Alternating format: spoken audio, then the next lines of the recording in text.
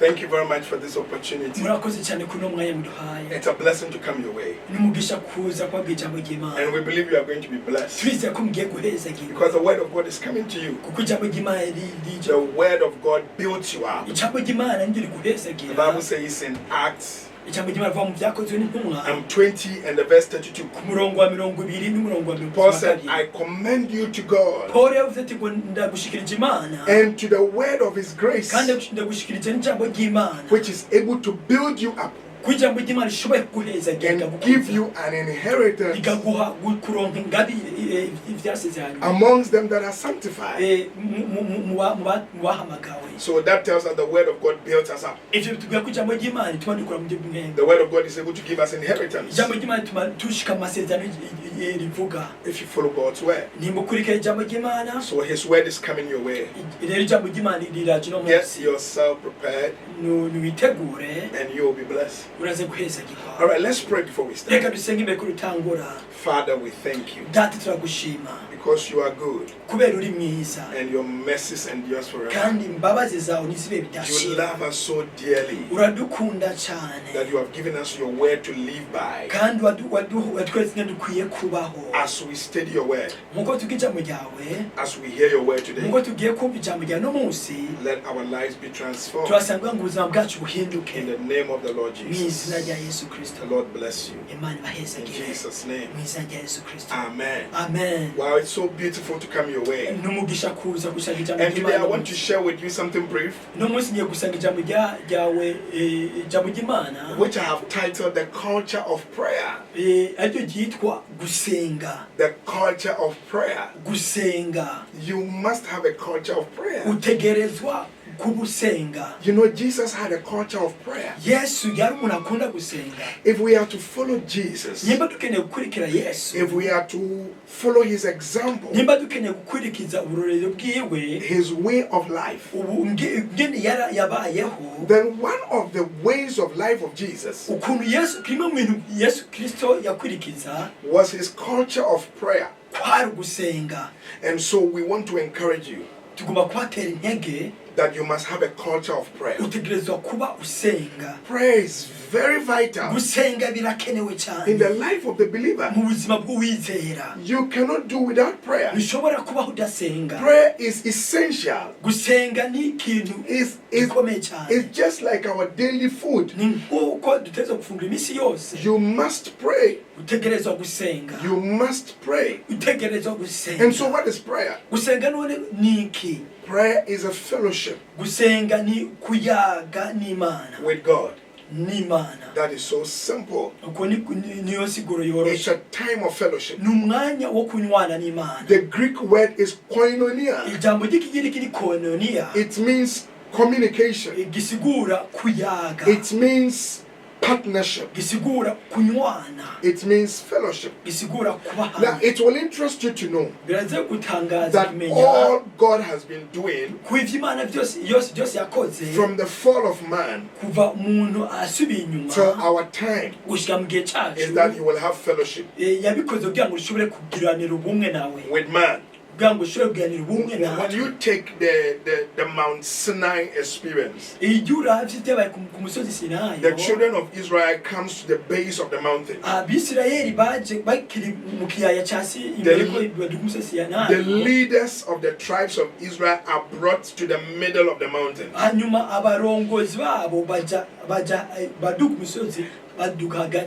And Moses goes to the very top of the mountain, where he stays with God. But at each level of the strata, there is a fellowship.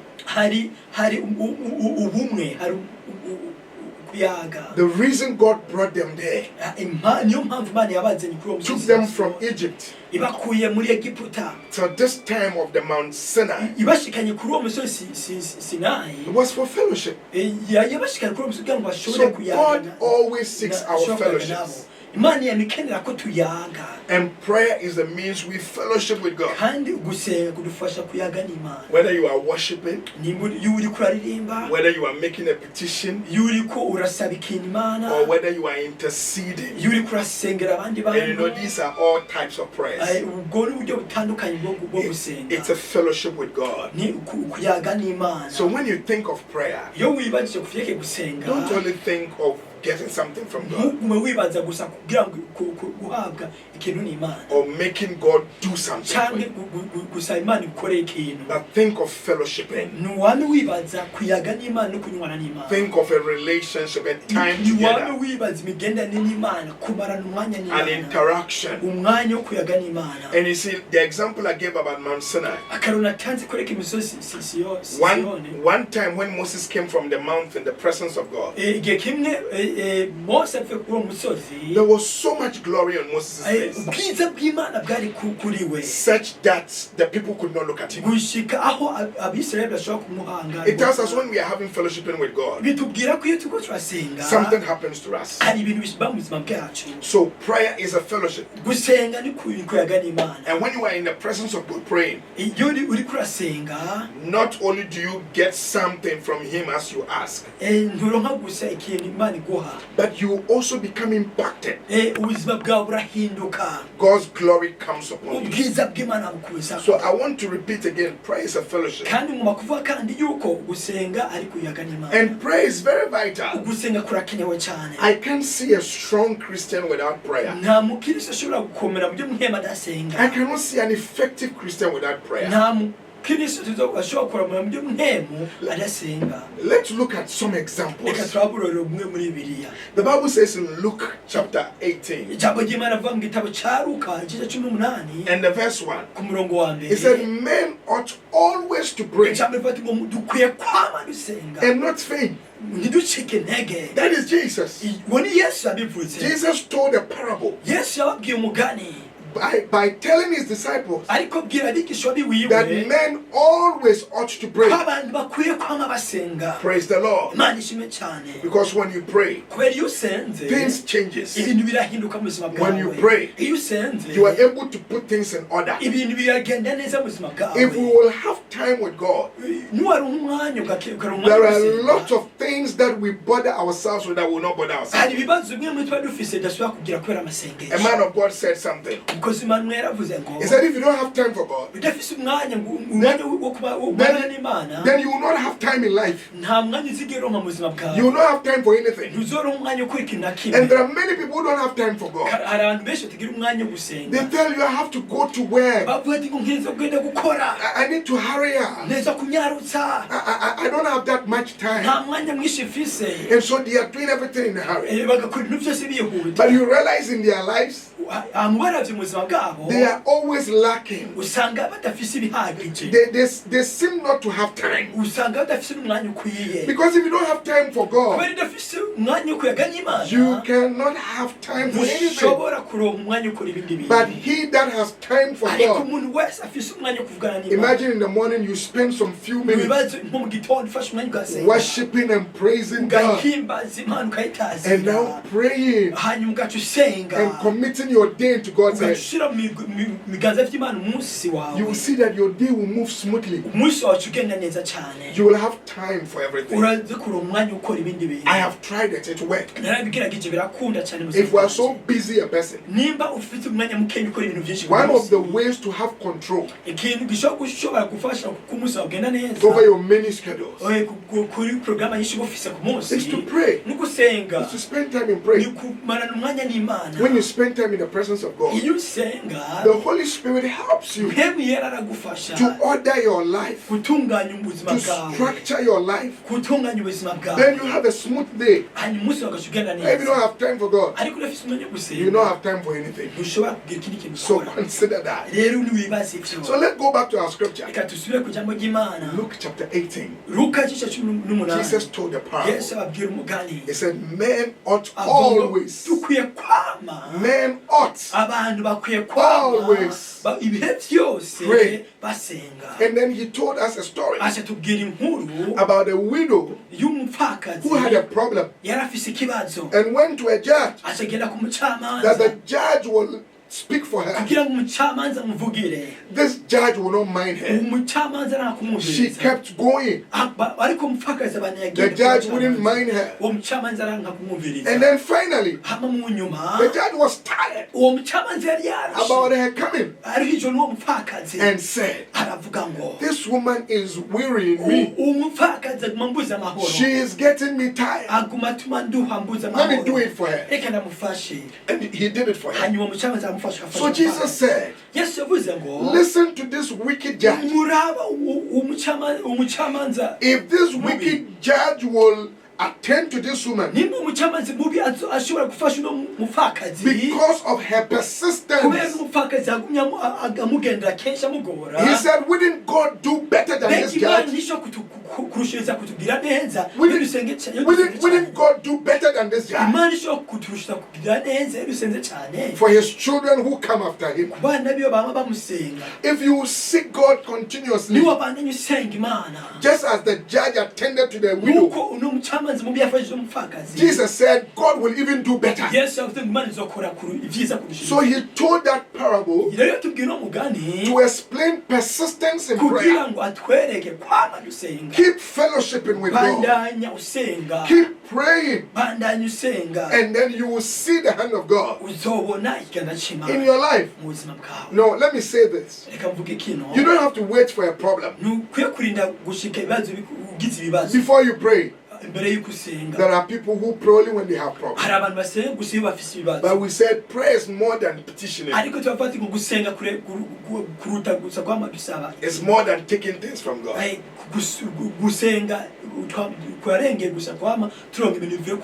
Prayer is a fellowship. Learn to fellowship with God. There are more you receive from God than even the things you would want him to do for you. One day the Bible says Jesus went to the mountain with 3 of his disciples and he prayed. And whilst he was praying, his countenance was altered.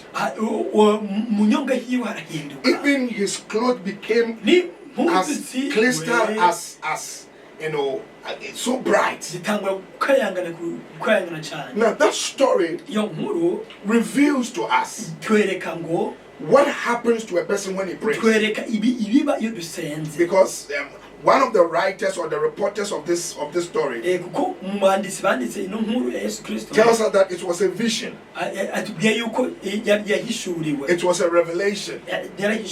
So it was revealing to us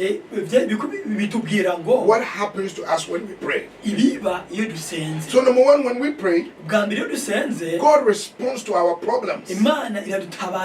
Number two, when we pray, there is an impact in our spirit. There is an impact on our spirit. You begin to glow. God's glory comes upon you. Praise the Lord. So it is so important we pray. The Bible says in James chapter 1 and verse 16, it said the effectual fervent prayer. The effectual fervent prayer. The Amplified says the continuous heartfelt prayer of a righteous man makes tremendous power available, which is able to cause changes or dynamic in its working.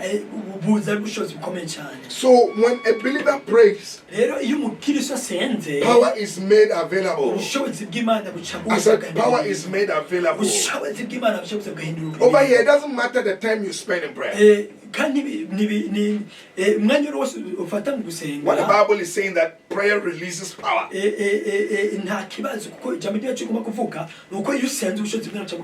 Is there a family problem? Are you having a situation at your workplace? Are you experiencing stagnation in life?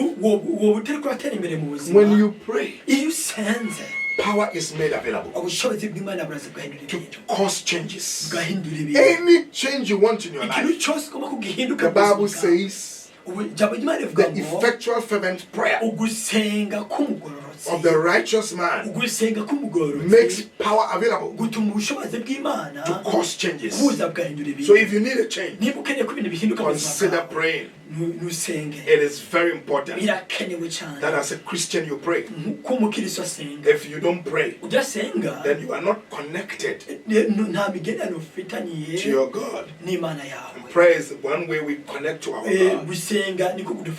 Praise the Lord. Now let me also share with you a story on prayer. In Acts chapter 12, the Bible says that Herod killed James, the apostle of Jesus Christ. And the Jews were happy. And because the killing of James pleased the Jews, Herod went forward and arrested Peter. Peter, who was then the leader, the big one, he went ahead and arrested him. He said, when the devil is working in your life over simple things, and you don't pray, you don't do anything about it, he will go forward and do more as early as possible by prayers. When things are happening and you don't like it, you stop them through prayers. So Peter was arrested and was put in prison. And the Bible said they were waiting that after Easter, then he will kill Peter. But the Bible says something. In the verse 5 of Acts chapter 12, he said the church prayed without ceasing. But the church prayed without ceasing. But the church prayed without ceasing. They understood the place of prayer. Do you understand the place of prayer? When there is a situation, when there is a condition. Now in Mark chapter 11, verses 23 and 24, the Bible says, what things soever you desire. He said, when you pray. He didn't say, if you pray. So prayer is not a choice.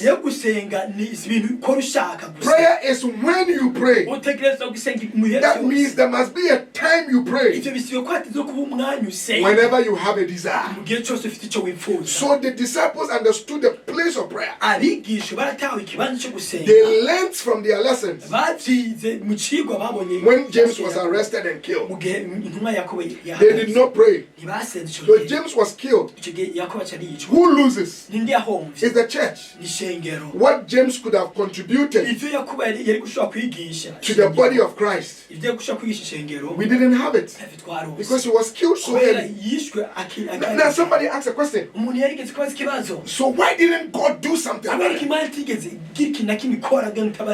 John Wesley says something. He says it appears God will do nothing unless men pray. So prayer is what brings God into the situation. Prayer is what makes God power available. So the disciples learned from their mistake the other time. And they said, this time we will have to pray. So they gathered and prayed. Bible said prayers were made without ceasing. For Peter, And look at the result. The Bible said that suddenly,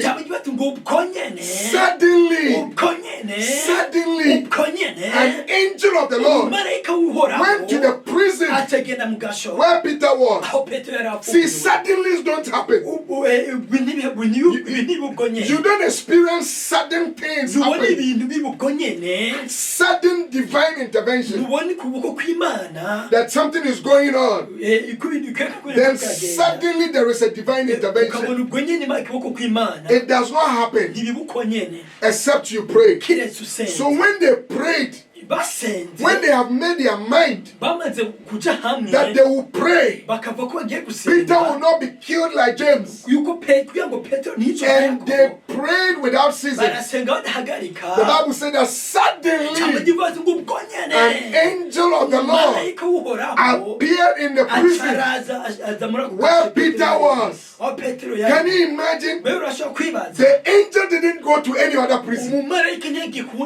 He did not visit any other prison except the prison where Peter was. That tells you when you pray, the very thing you pray about, something happens to that situation.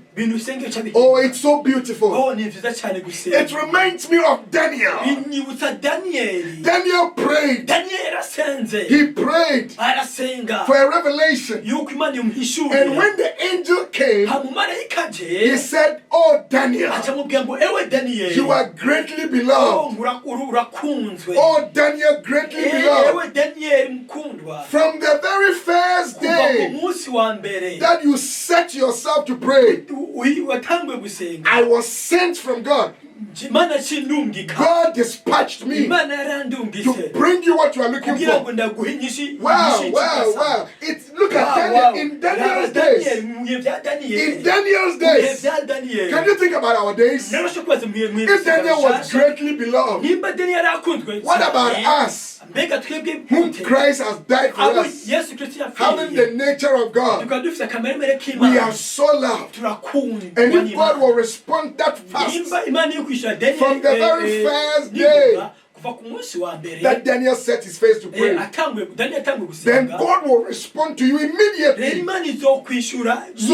So the angel said, "Daniel, oh greatly beloved, from the very first day that you set your face to pray, I was dispatched.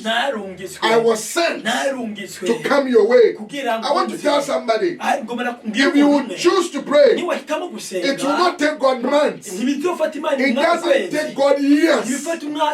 Just when you are preparing to pray, God will respond to you. Because the Bible says, even before we ask, He knows our needs. Even before we ask, He fulfills them. So all what God wants is that make your mind to pray. Why must you pray? Because God wants to have a fellowship with you. Praise the Lord. He wants you in His presence. And also, prayer is the means by which we invite God into our realm for God to do something. Oh, somebody will say, "But God knows everything." Why shouldn't He do it? There are principles. Divinity cannot just intervene in humanity unless humanity invites divinity. That is why when the church did not pray, James was killed. So you must invite God. The earth is given to us. So for God to come into our space, being a God that respects order, you must invite Him. And prayer is how we invite God into our situations. And from the story about Daniel, we know that just when we pray, God God responded. So when the church prayed, there was an intervention. An angel was sent, not to any other prison, but the prison where Peter was, and brought Peter out. Peter was saved. So I am here to tell you, your situation will be saved. There will be an intervention. I said there will be an intervention. If you are praying, keep praying. If you are praying, keep praying. Don't give up. Don't time yourself and say, I have prayed too much. I have prayed and prayed and prayed, and I'm not seeing anything. Keep praying. Remember what Jesus said in Luke chapter 18. Men ought always to pray and not faint. Now finally, I want to show you something from the book of Job. It's so interesting. This is a scripture that has so helped me about the importance of prayer. In Job 21 and the verse 14, the Bible reads, therefore they say unto God, depart from us, for we desire not the knowledge of you. This is the wicked man talking. He said, God, depart from us. We don't desire your knowledge.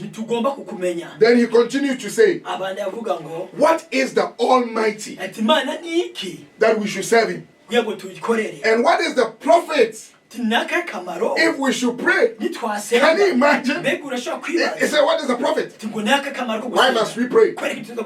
Look at that. He said, why must we pray? Look at what follows. The Bible says, lo, their good is not in their hand. So the one who doesn't pray doesn't have goodness. It said their good is not in their hand. That means the good thing that ought to come to them does not come to them, because they say, who is the Almighty that we should serve him? And what is the benefit for us to pray? So the Bible says, lo, they are good. It's not in their head.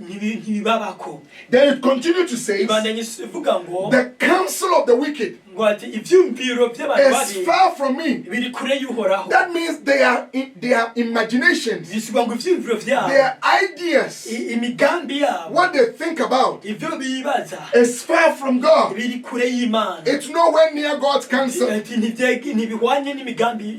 Hallelujah.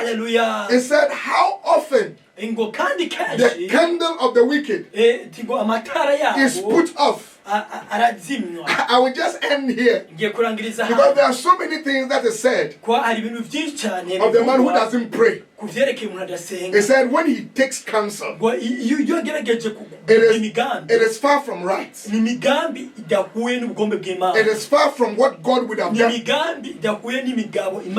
And then he says their candle, their light is put out. So the one who doesn't pray walks in darkness. That is why they make mistakes, because God is not shining on them.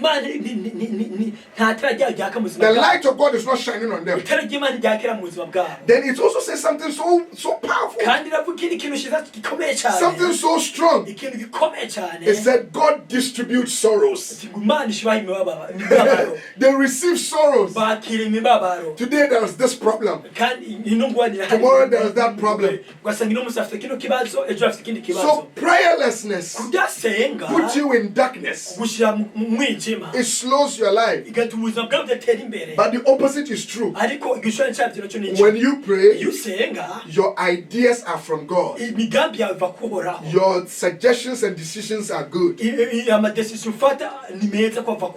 walk in light, and God gives you your good. What is good for you is given to you. The Bible says in Psalm 91, he that dwells in the secret place of the Most High shall abide under the shadow of the Almighty. The secret place of the Most High is a place of prayer. Consider making time to pray, because prayer will do you good. Make time and pray yourself, even if it is 5 minutes, 10 minutes, 15 minutes. Every day, consistency is so important. There are those who pray today, they don't pray tomorrow. But I'm praying for you that you will be consistent in your prayer life, knowing what God can do for you. I believe so strongly that if this nation will pray, if people will pray, there is prosperity for them. God will respond to them. It reminds me of a scripture. It said, if my people who are called by my name will humble themselves, they will seek the Lord in prayer. God said, I will hear from heaven and I'll respond to them. So we came on your way with this subject, the culture of prayer. Build a culture of prayer. Build a culture of prayer in your home, with your family. Call your family together and pray, especially husbands and wives, because couples that pray together, they stick together. The more you pray together, the more you are bonded. There are lots of the troubles that goes on in marriages. If only you pray together, you will not see that. So build a culture of prayer. Be a man of prayer. Be a woman of prayer. Jesus prayed. He was a man of prayer. And as you build that culture of prayer, you will have a glorious life. You will have a beautiful life. God bless you. Shalom. Shalom.